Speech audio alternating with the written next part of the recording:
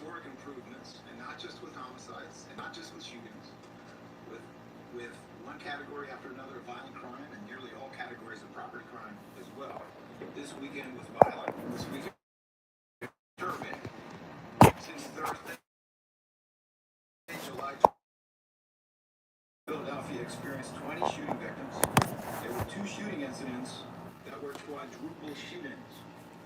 And I do want to point out that there was a mother who was shot in each one of those quadruple shootings.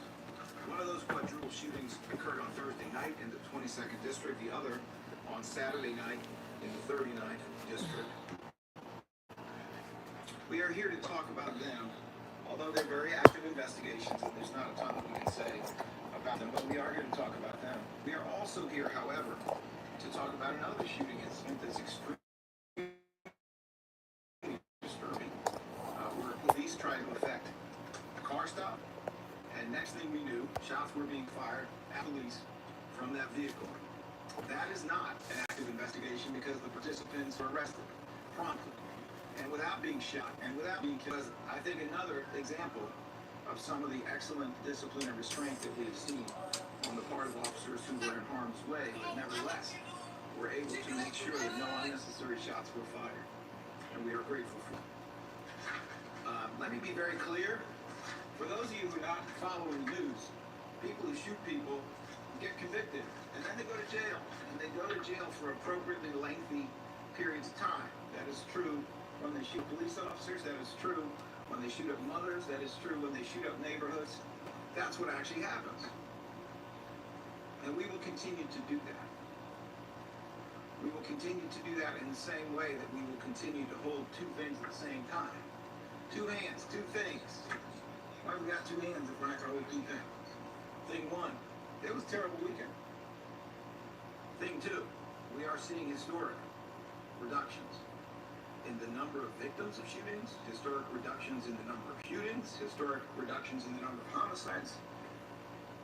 That is what we are seeing, and both of those things are true. The good news should encourage us to do better in addressing the bad news, and I certainly hope that it will. I'm delighted to be joined here today by so many good partners and colleagues in this work. Philadelphia Police Commissioner Kevin Bethel is here. Philadelphia Sheriff Rochelle Bilal is here. From our office, we have First Assistant Bob Listaby, ADA Amanda Hedrick, who is the Chief of our Charging Unit, is here. ADA Bob Wainwright, who is the Chief of our Homicide Non-Fatal Shooting Unit, is here. Tania Leonard, who is the Director of our DAO Cares Unit, is present. Mariel De La Cruz, Director of our Victim Service Unit, is here. And we also have a very special guest with us today, Angela Wade, who is a co-survivor of homicide. I spoke to Angela Wade, and I'm going to give her the mic first because I think it's important. I spoke to Angela Wade about her experience as a mother who lost a child to gun violence, and to discuss the harm and impact in her life and on families and communities. Understand that Angela Wade has not simply experienced what she calls a, quote, journey, unquote, the, quote, pain, the open wound, unquote, but she actually leads a group of mothers who come together because, I think we will hear Angela explain, it is the connectedness among people who are suffering an almost unimaginable experience. Excuse me. It's that connectedness that allows them to continue on that journey. Obviously, we will have a lot more to say, and we are very grateful for the work that our law enforcement partners, our government partners are doing both in prevention and enforcement. But at this time, I would like to ask Angela Wade to come forward and tell us a little bit about her experience and her thoughts on this incredibly important issue, given that this month is, in fact, National Bereaved Parents Awareness Month. Come on, Ange. I love you, Angela. Good morning, all. Thank you, Larry. My name is Angela Wade. I am a co-survivor. My son, Joseph Daniels III, was a victim of gun violence. On December the 7th, 2019, he went out to drive for Uber to get extra Christmas money for my grandchildren and was shot and killed and robbed. Even to say it now, it just brings back that pain. It's been a journey. It's a journey that no mother, no parent, nobody should ever have to face alone. So as Larry stated, the community part of it is important. We need community. We need programs such as I'm involved with Teller Made. I'm involved with Northwestern Victim Services, and I'm involved with PCBGR, and just to name a few. We need the community to come together and help us in a time like this, because without community, we couldn't make it. My son actually is he's a coach for Philadelphia Youth Basketball. He was a community activist. He went around to various schools and helped with mentorship, basketball, summer camps, and a host of other things. The loss is profound. It's a lot of schools. The community really is at a loss. It was such a changer, a game changer in terms of what he was doing in the community with him being absent now. You know, kids call me and say, you know, things are not the same without having a coach who has so much love in their heart as, you know, mentoring us. We don't have that anymore. So he's gone, but we need people to come together as a community to step up to help communities and children with grief and loss. We need that. So I actually have a nonprofit called JAD3 Inc., which specializes in helping kids with grief and loss, siblings, children. So we need that. I'm now caring for my grandchildren and my daughter, who are all under the age of 21. It's not easy. The trauma that they experience, the sleepless nights, the nightmares, the constant, counseling. It just doesn't stop. Once somebody pull the trigger, it doesn't stop there. It's just. This is my girlfriend I went to high school with. We've been friends since 1985, guys. Our job should be to have more organizations. You know, each one, reach one, teach one. She's a registered nurse in psychology. We went to Franklin Learning Center. We was in the health science community, guys. I am medical savvy as well. I'm just on a different path, that's all. But shout out to my girlfriends. Shout out to Kim Johnson that lost her son 11/22.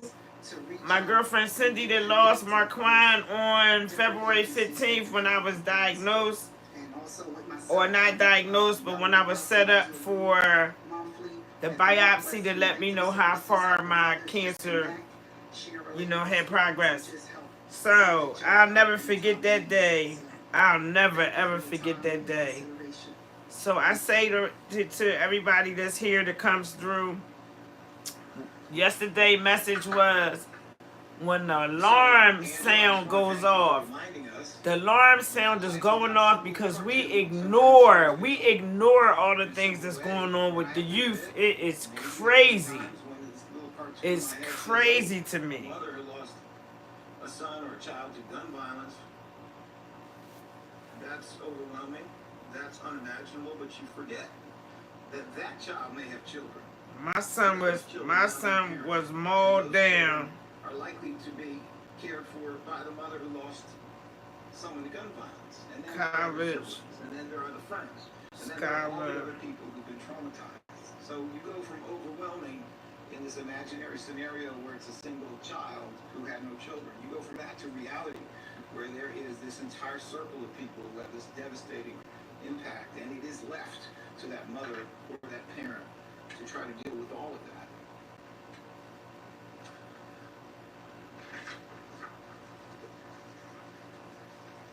All right.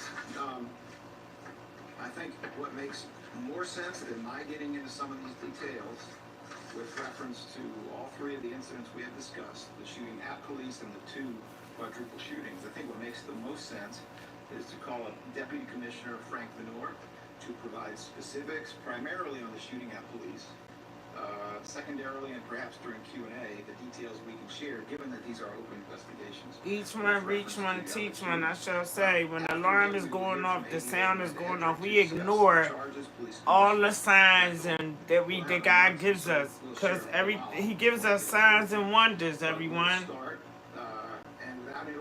Signs and wonders. Can you like, comment, share, and subscribe, guys? Thank you. Good morning. These are all the deputies and all the police commissioners, and then we have our mayor that she's like, oh my gosh, I don't know. False prophets is what we have. That we look for men to make a change and do things for us. Very erratic through the streets. At one point, they even observed the vehicle go the wrong way on a one-way street. They attempted to stop that vehicle by activating the lights. At one point during that attempted stop, the passenger of that white Kia Forte fired at least 2 rounds in the direction of the officers. That car then proceeded to go around the corner and got stopped behind a truck, and all 3 males, we believe there were 3 inside the car, exited on foot and ran from that location. The officers proceeded to chase the males. 2 of them were caught. The male that thank God they caught somebody. Daniel Smith, 30-year-old male, we believe was involved in the shooting. There was another like, comment, share, and subscribe, guys. Can you please like the video? Let them explain. The investigation went on to investigate that vehicle, as well as attempt to investigate the 3rd male. That's ongoing. The vehicle, inside the vehicle was a firearm was found. I don't know if it's going on to a place near you or a city near you, but martial law is on its way. So you gotta get ready. Don't get ready, be ready. Good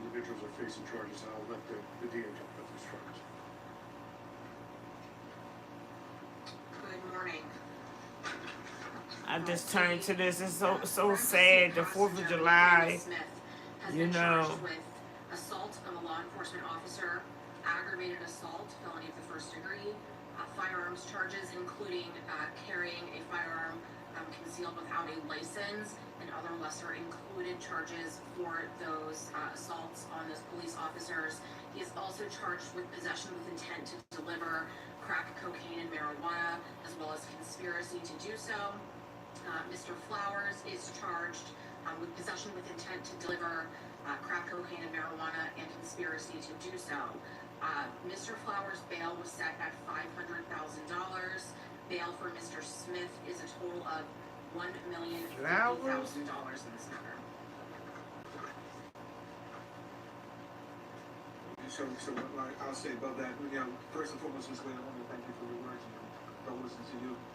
I think, do not lose our words, because that's our why, as to why this work is important. Why it's our job, in particular from leading the police department, to go after all of these individuals. I listened to the air on Friday when my officers were engaged in being shot upon. And then I think many of you will walk up those steps and see on the wall the men and women that we've lost over these past years through gun violence. And so I'm continuing to be proud of the men and women of this Philadelphia Police Department who continue to put their lives on the line for the city of Philadelphia. We've made over 1,100 arrests as it relates to individuals carrying guns, and taking 25. 1,100 is a whole bunch of folks. Not be deterred. It was only 3 weeks ago, on July 4th, when my officers came under attack then, where multiple gunshots were fired on officers in 25th District. And we were grateful then that they also were not injured and was able to. 24th District down in South Philly. That was the block right next to where my cousin lives at. I have left Philadelphia 5 years ago.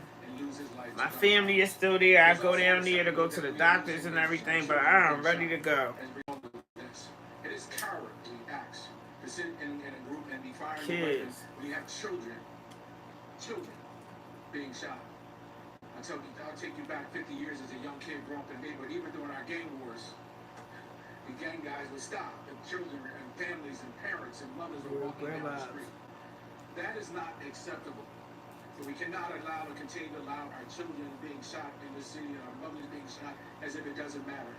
One of the things that mayors is constantly raised up. Graveyard, guys. All the grave sites, they fresh. It's none that's like old and. We're down significantly settled. We will not accept the fact that Women and children. continues. And the mayor's given us our charge, our department, working in partnership with our collaborating partners, both public safety, to continue that effort, and we will continue to do that on a regular basis. I know you have questions around the other shootings. We'll come back to that. Thank you.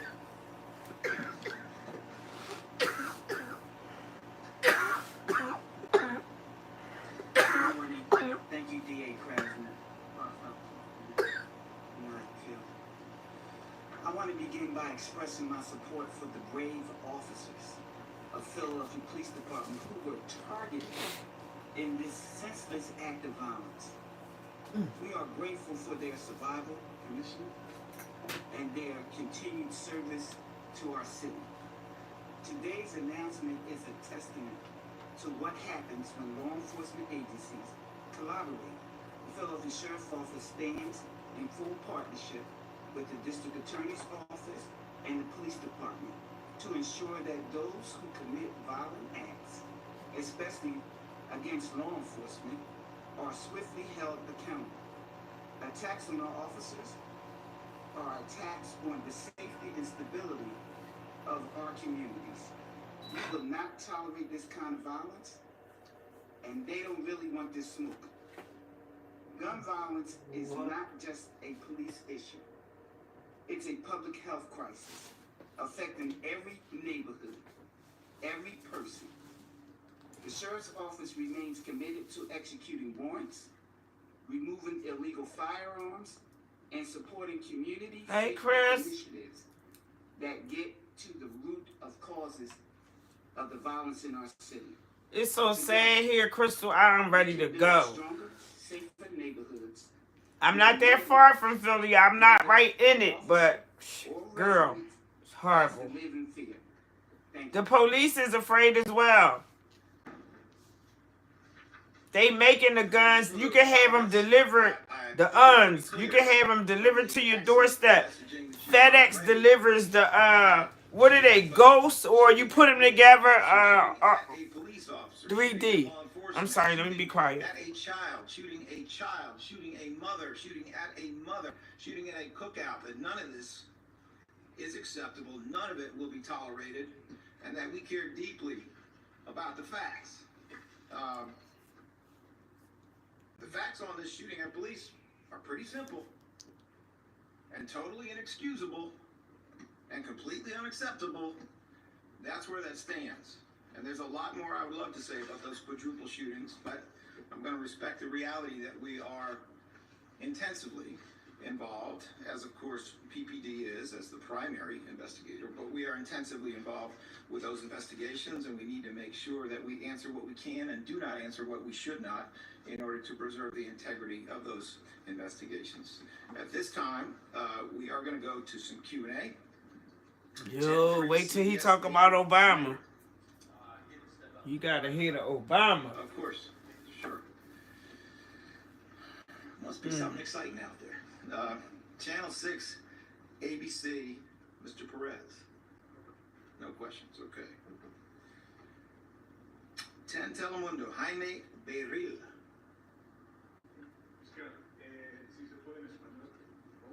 Martial law is on his way.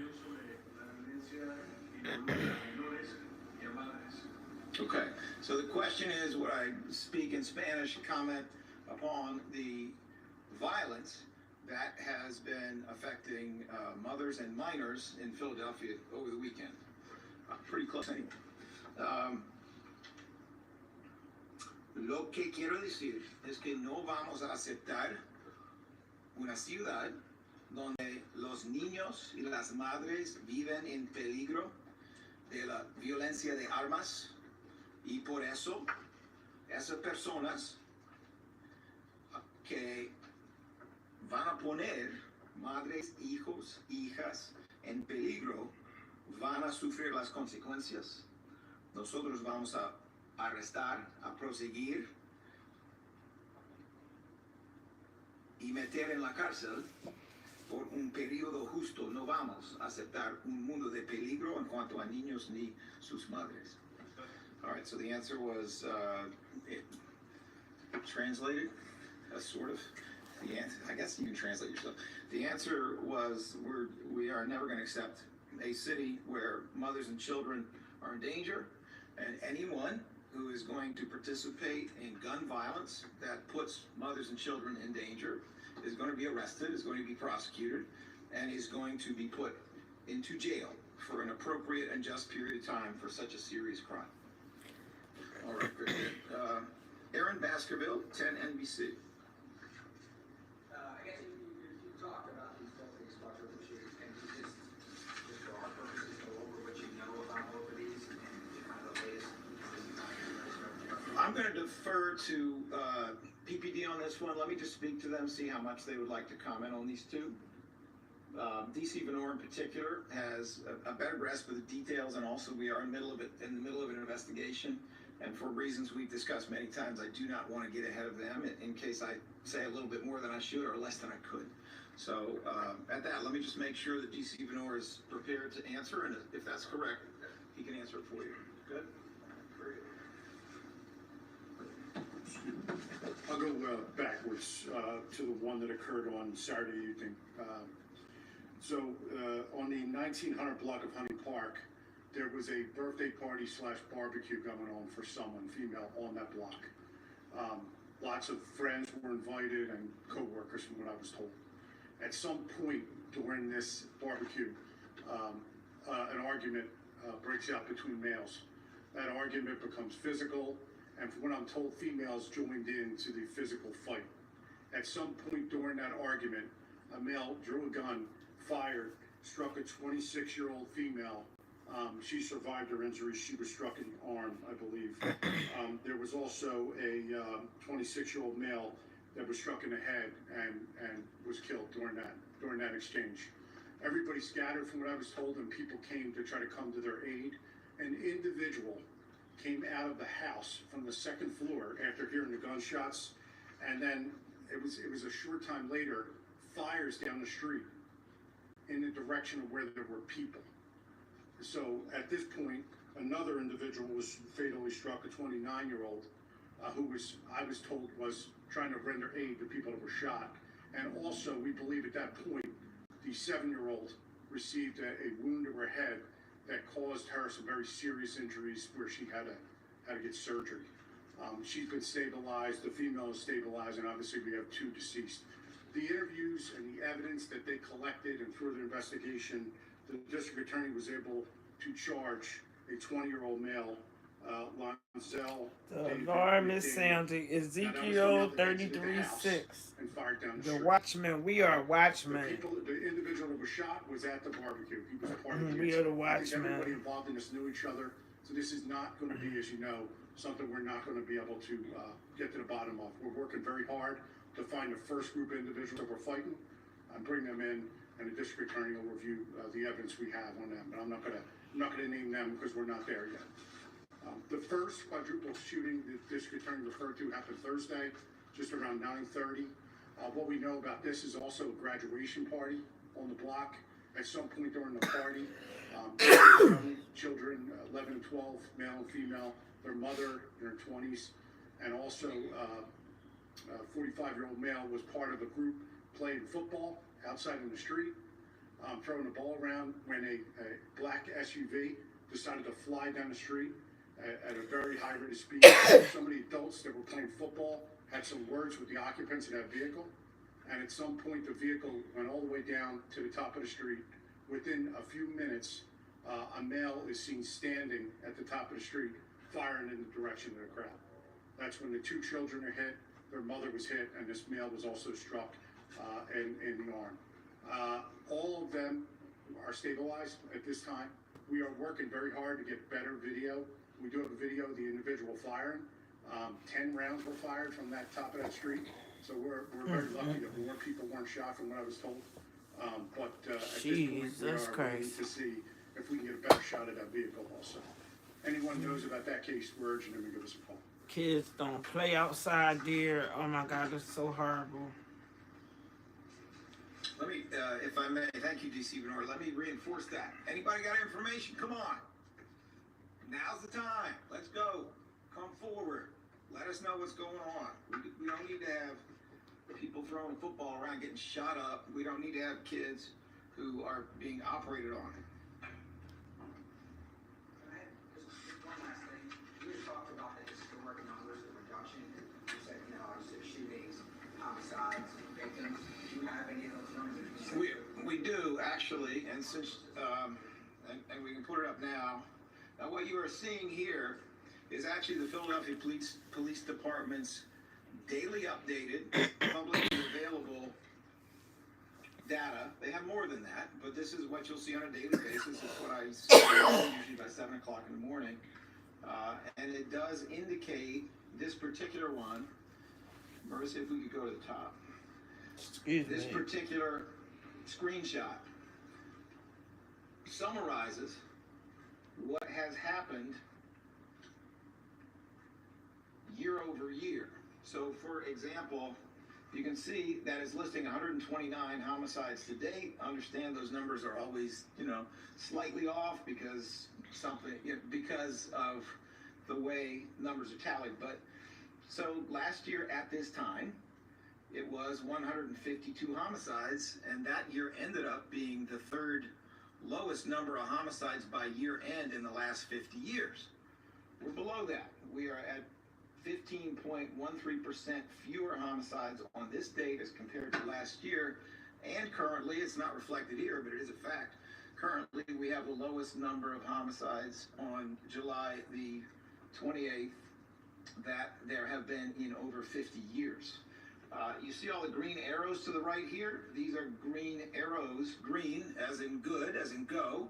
These are green arrows showing that in every single violent crime category that is displayed here, crime is down, and overall total violent crime is down 9.55%.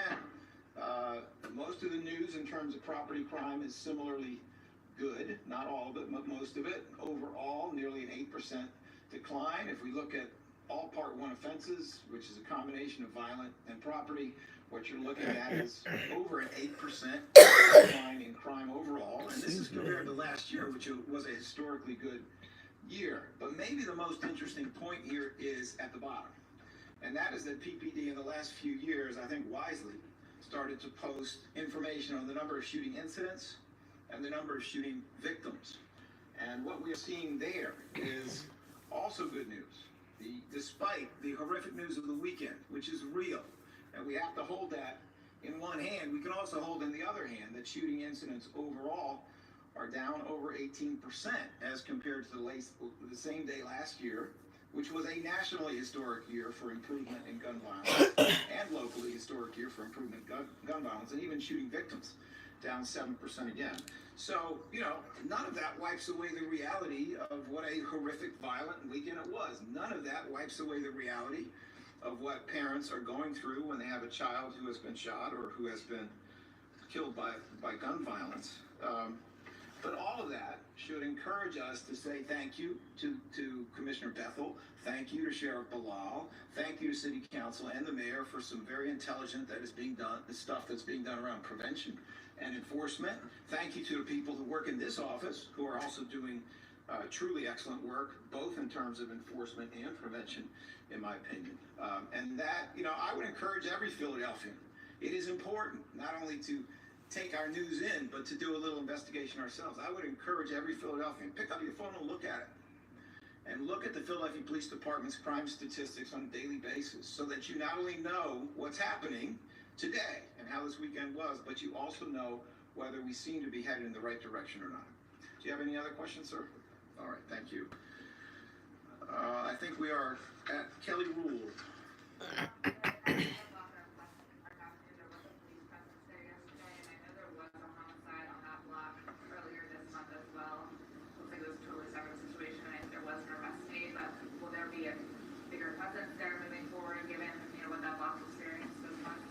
Yeah, there's no question. I mean, we as you know, we go through, we brief every day, every morning to go through where we'll make some shifts in our deployment. We'll make some determination that that's an area where we're going to heighten our focus, which it probably will. And we do that in all our cases. But if I can add to DA and your question about, I just also want to put some context in some of the violence we're seeing. If we go back to 2022, we're down 60% in our homicides in 2022. And so that is significant. I mean, but I also want to commend the homicide. I know working with the DA's team here and our shooting investigation team who work with the DA's office, we're at a 92% clearance rate with our homicide investigators, and with our shooting investigation group, almost at 36%. That is significant, ladies and gentlemen, because that is the work really going after not just the individuals who are committing murders, but also the shooting investigation group. I know there's a conversation all the time about our juveniles. Right now, our juveniles, we're down 15% for our under 18. So last year, this time we had 80. This year we had 68 of our shootings, of all of our shootings. So you saw the number of the 600. So oftentimes we focus on our young people. But fortunately, even though we have had some significant incidents, particularly over the weekend, that number continues to stay low. And even when we look at our homicides, last year this time we had 9 homicides of young people under the age of 18. This year we have 11. And so we still are seeing our trend staying low, that the majority of the individuals who are involved in the violence is above the age of 18. But we're going to continue to do the work. Commissioner, while you're still there, did talk about this, but car stops clearly continue to be extremely dangerous, and that's all other levels like that investigation could have been differently. Can you just talk about? I mean, I think, well, I appreciate that. I mean, we've always known that in policing. Car stops are one of the most dangerous times for us, particularly because if I'm the driver, I already know what I'm going to do. As the officer, you're just coming upon approaching someone for a normal stop. Oftentimes, in this cases, when you don't know what they have and what they're protecting and what they've been out for other crimes before, so we always know. And so part of our job is to teach our men and women how to approach those vehicles in a safe manner. In this case, before they can even approach, these individuals fired upon them. But as you know, I wear Jamie Roman's, bracelet next to mine because it just reminds me of all the men and women of this department who lost their lives because of just going through these stops. So they are dangerous. However, they are continue to be a part of the work. Our goal is to get as many guns off the street so they don't injure someone else. Take individuals out there who are doing harm to our community. So individuals like Ms. Wade back here who doesn't lose her child because someone out there is acting in a senseless and reckless manner. And so we're going to continue to do that work. And that's why I constantly stand here and tell you all how proud I am of these men and women, because they know that going into this work, but they still do it. The resilience of them, the work that they put in, knowing that, I cannot be more proud of them and will continue to be proud of them. All right, thank you for that. Rodrigo Torreon. So I know that based on the numbers, there's been some shooting incidents overall. I think some things data the last 28 days, I believe there has been a kind of a spike. Can you speak to that a little bit? What you see as the causes for that spike, and also what you and of course law enforcement are doing to kind of combat that spike that's surged? Sure. Well, number one, it is obviously disturbing. Anybody who picks up the paper, to the extent we even pick up papers, or clicks on the paper and sees these kinds of incidents is rightly disturbed. I mean, we should be. But I will tell you that when people in law enforcement are chatting among themselves, maybe not in front of a microphone, some of the things that I hear, with which I generally agree, are July is tough. The summer is tough. July is real tough. And that is, we could even run some data on it, but that is, I think, not an uncommon situation. You have a lot of things going on in July and August, including it's vacation for a lot of people. That has, in some ways, affects the same way the pandemic did. It means that you have some people who work in law enforcement, including in my office, who are on vacation. It means some of the people who might have been out there as witnesses, whose presence might have deterred something, are not there. It also, of course, means that young people are out of school. Young college students are out of school. That's just the reality of the situation. And then, of course, above all else, you have warm weather. So people are out and about, and they're out and about a lot, and the opportunities for either conflict or for some sort of a planned effort to shoot someone are there. I think that those are probably all factors, and that's why it is important to talk about year to date And to compare apples to apples, comparing January to July doesn't really make a whole lot of sense. But comparing this July to the last and the one before 50 times, I think that is probably more instructive. Again, none of that should make us feel good. I would like to live in a country where instead of 100 homicide victims, we had 11. And I can name you that country. A country where they also have 11 people in jail instead of our 100. They have that at the same time. So there is more work that we have to do as a country. There's more work that we have to do locally, but I do think those are some of the factors, and I want to make sure that I haven't, with my usual verbose response, denied others the opportunity to say more.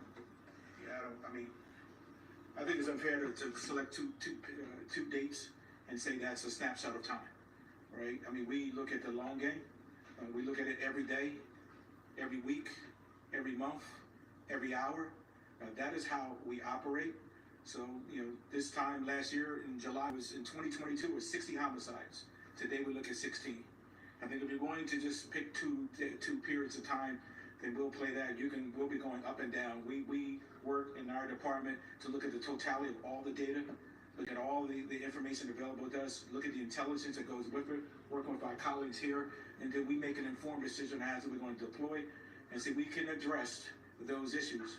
But I can't, there's going to be these incidents. For example, in 2022, we had 25 shootings where 4 or more people shot. Today, we have 8 year to date. I mean, those are part of the work. And as indicated, July is one of our most challenging months, but we are winning this summer.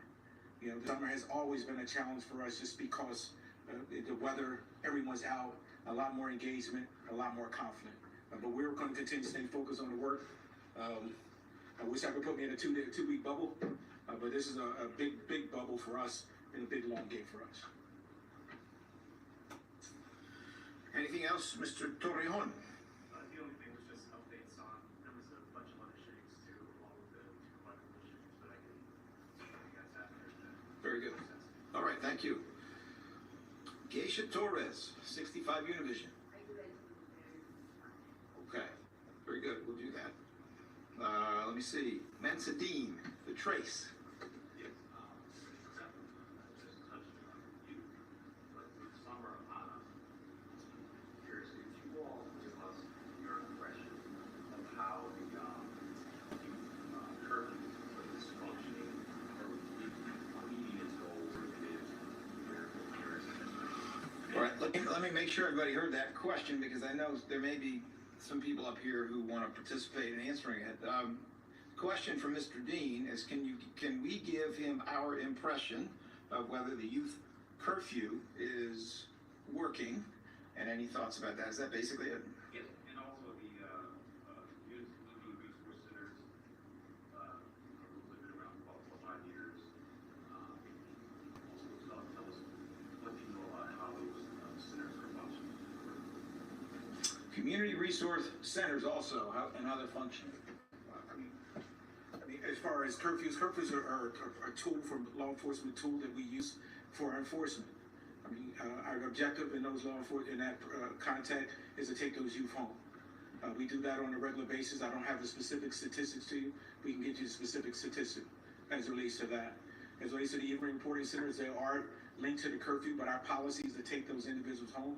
If you heard most recently in the budget hearings, working with our partners at DHS, they also use those for places where young people can go in the evenings. And so they have become a very, very much part of the out of school time, the after late hour time, to have a safe place for our children to go. So those centers are active, alive, and working and thriving to keep a lot of our young people off the street. And that's why I think consistently over the last decade, you'll see our juvenile crime is around 9 to 12%, and it stayed there. That is because of the hard work that folks out there in the community do each and every day with our young people. That is because the out of school time, that is because of school and having the school being engaged, and the work that we've done with Commissioner Slauson, with our rec department and recs, having the kids come into our rec centers, staying there, working the kids, working through the summer, all of that, I believe, has been successful. So even though we continue to focus on our juveniles, even though I continue to say that they only represent 12%, 10 to 12% of all our violence and our crime, we can continue to make them a focal point when oftentimes those folks out there who are working with our young people are doing an absolutely amazing job. It does not get a lead, it doesn't lead anywhere because you won't see it. But the reality is our young people are doing well. Most of our kids do extremely well and are not engaged in negative behavior. And so we're going to continue that process. Curfews are a part of that work to make sure our kids, young people stay in. But as I've shared with you the violence today, a large percentage of our violence is well above